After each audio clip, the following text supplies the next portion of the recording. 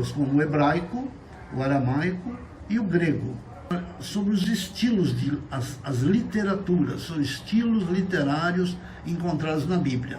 Você tem lá livros de história, livros de profecias, escritos de leis, de poesias, hinos, literatura de sabedoria, contos, biografias, cartas, oratória, parábolas, sermões, filosofias, dramas, exposições de temas, enfim, um livro único, só um único, composto de muitos livros, escrito por muitos escritores, porém um livro diverso.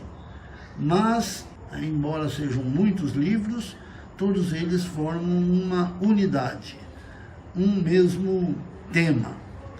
Ele foi preservado ao longo do tempo, não é? Existe nas nossas mãos hoje, nós vamos lê-lo. Disse que a Bíblia é como se fosse uma bigorna, que tem estraçalhado muitos martelos. Eu não sei se vocês sabem o que é uma bigorna, mas é uma peça de ferro pesada, compacta, em que o ferreiro vai malhando ali o ferro quente. Então a Bíblia é uma bigorna que estraçalha martelos.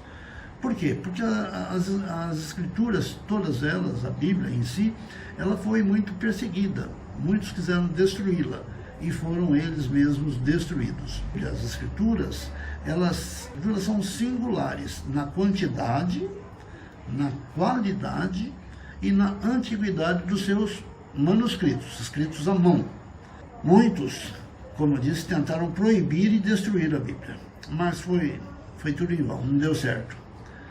Ela é o livro mais popular do mundo, tendo ela toda, ou suas frações, alguns livros da Bíblia, traduzidos em mais de 1.700 idiomas.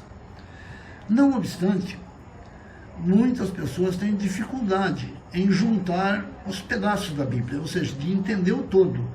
Lêem parte e às vezes não conseguem entender aquele que é o principal tema, o motivo da Bíblia.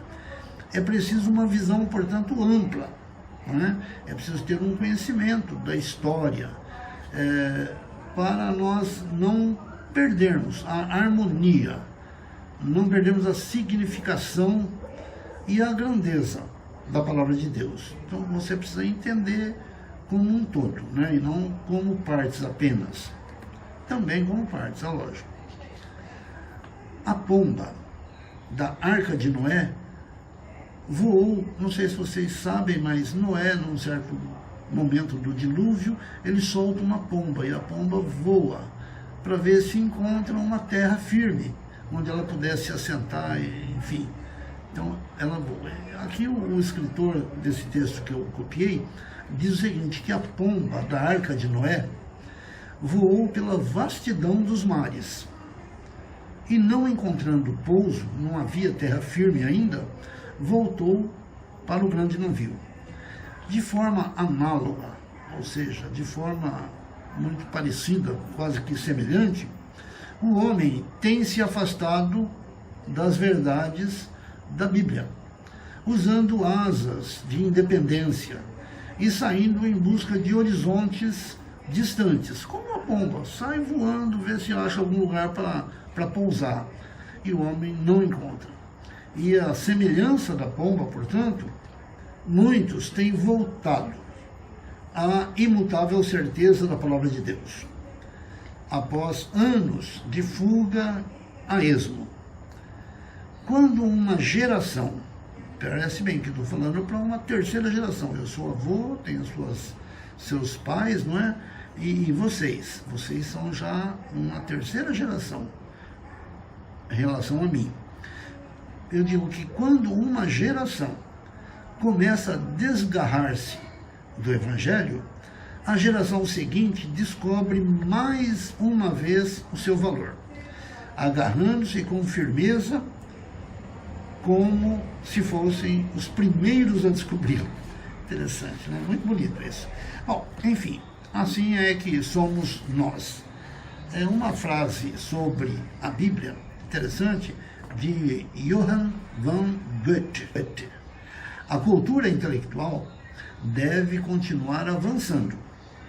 Presta atenção, a cultura intelectual vai avançar. Cada dia que passa, a ciência, os conhecimentos são maiores.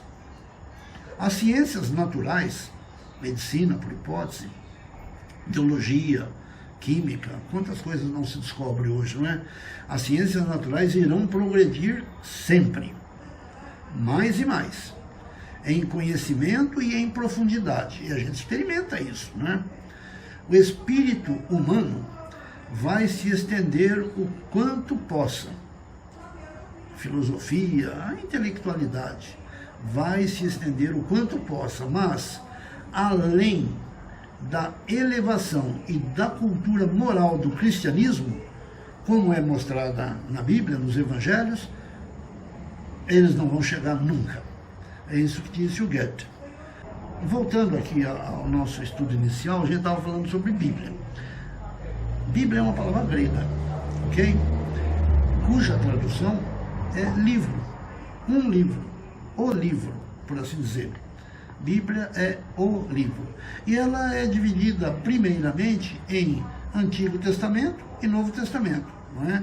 Vamos começar assim. A Bíblia é dividida primeiramente em Antigo Testamento e Novo Testamento. Interessante perceber que essa palavra testamento, às vezes ela não é bem compreendida, porque o testamento normalmente diz respeito ao desejo de uma pessoa antes da morte com relação aos seus bens para os seus herdeiros, não é verdade? Aqui, testamento quer dizer aliança, tratado, concerto. Então nós podemos dizer antigo tratado, antiga aliança e nova aliança. Então se diz Novo Testamento e Antigo Testamento ou Velho Testamento, ok?